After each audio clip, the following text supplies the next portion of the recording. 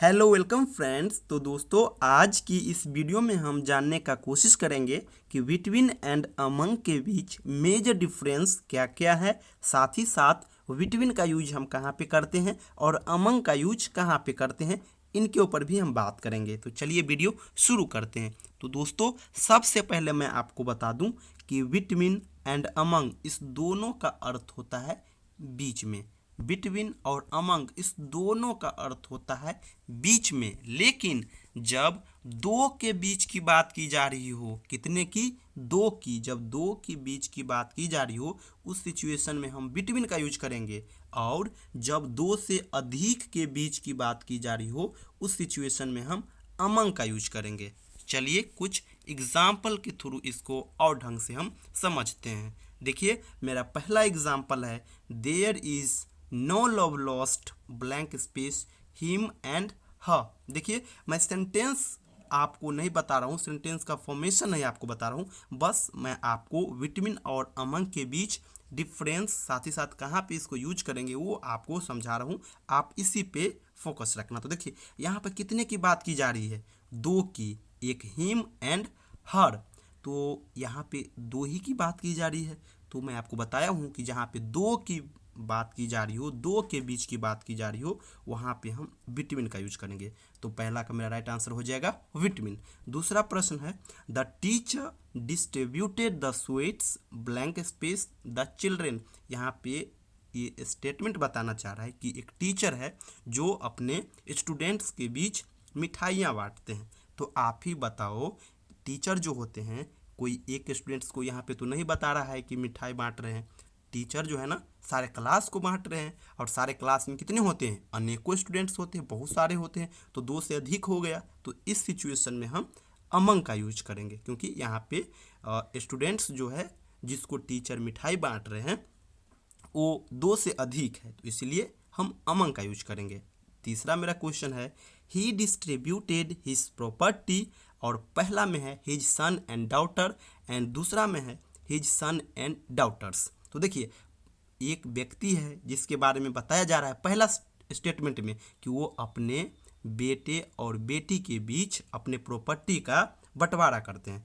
तो देखिए, बेटा और बेटी कितने हो गए? एक बेटा और एक बेटी, तो दो हो गया। तो दो के बीच की बात की जा रही हो, तो वहाँ पे हम विटामिन का यूज करेंगे। यानी यहाँ पे ए में हो जाएगा विटामिन, यानी he distributed his property between his son and daughters. अब आइए दूसरा में। तो दूसरा में देखिए क्या बोल रहा है, blank space his son and daughters. देखिए, हिज सन यानी एक की बात की जा रही है, लेकिन डाउटर्स, डाउटर्स एस लग गया, यानी एक से अधिक बेटी की बात की जा रही है। तो एक से अधिक बेटी की बात की जा रही है और एक सन की बात की जा रही है। तो एक और एक दो, और बेटी तो एक से अधिक है, यानी दो से अधिक व्यक्तियों के बीच यहाँ पे प्रॉपर्टी का बंटवारा किया जा रहा है। ये सेंस निकल के आ रहा है। तो इस सिचुएशन में हम करेंगे अमंग का यूज। तो बी का हो जाएगा, he distributed his property among his son and daughters.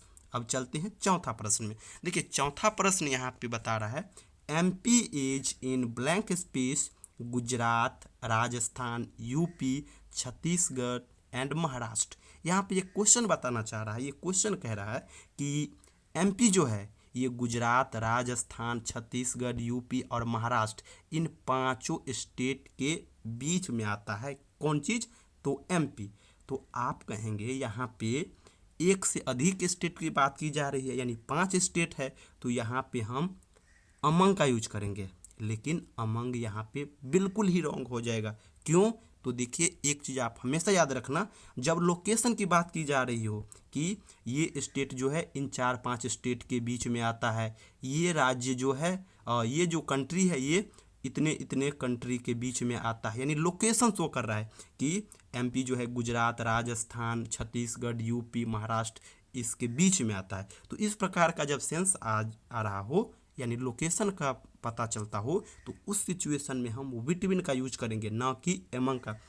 ये सवाल उठना लाजमी है कि यहाँ पे तो एक से अधिक, दो से अधिक स्टेट है, दो से अधिक स्टेट के बीच की बात की जा रही हो। लेकिन आप याद रखना, जब लोकेशन की बात की जा रही हो कि ये जो स्टेट है, इस स्टेट के बीच में आता है और ये जो कंट्री है इस कंट्री के बीच में आ रहा है। जब लोकेशन की बात की जा रही हो तो वहाँ पे हम एक दो से अधिक होने पर भी अमंग का यूज नहीं करेंगे, बिटवीन का यूज करेंगे। ये बात हमेशा याद रखना।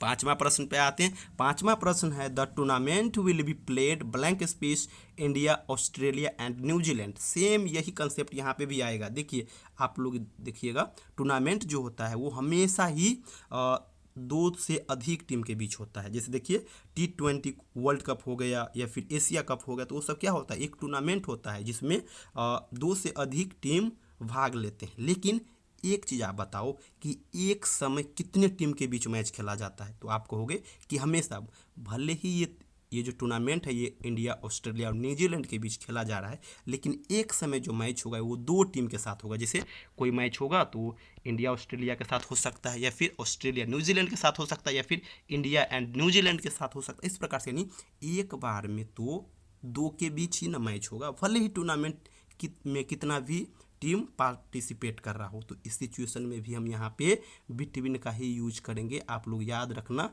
ये मत समझना कि यहाँ पे दो से अधिक कंट्री है तो हम यहाँ पे अमंग का यूज करेंगे। तो ये सब कुछ कंसेप्चुअल चीज़ है और यहीं से क्वेश्चन आता है। ये जितना आप देख रहे हो, चौथा, पांचवा और छठा, ये सारा क्वेश्चन SSC CGL के मेंस में आया हुआ क्वेश्चन है ना।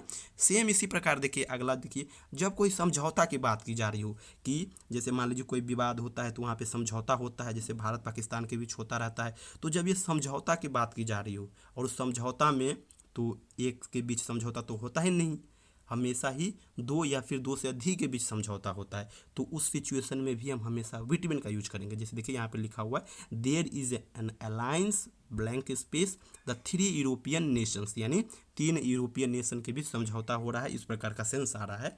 तो जब ये समझौता वाला सिचुएशन आए तो आप याद रखना हमेशा ही हम बिटवीन का यूज करेंगे, ना कि अमंग का, है ना। तो दोस्तों ये था कुछ बिटवीन एंड अमंग से रिलेटेड जानकारी। मैं आपको बता दूं कि इसके अलावा भी कुछ इसका यूजेस है, लेकिन क्वेश्चन जो आता है एग्ज़ाम में वो जनरली यहीं से आता है। और मेनली जो क्वेश्चन आता है ये आप लोग याद रखना, 3 से लेकर के 6 जो क्वेश्चन है इसी पे आधारित क्वेश्चन आता है, बार बार यहीं से रिपीट होता है ना, और डाटा चेंज कर करके। तो दोस्तों आई थिंक आप सभी समझ गए होंगे। और मैं आपको बता दूं कि अगर आप इसी प्रकार का ग्रामर से रिलेटेड अगर वीडियो देखना चाहते हो तो प्लीज़ हमारे इस चैनल संपूर्ण इंग्लिश को सब्सक्राइब करें। साथ ही साथ अगर आप इंस्टाग्राम पे हो तो प्लीज़ हमें इस ID JP 2001 यादव से फॉलो कर लें, डिस्क्रिप्शन में लिंक दे दूंगा। थैंक यू सो मच दोस्तों।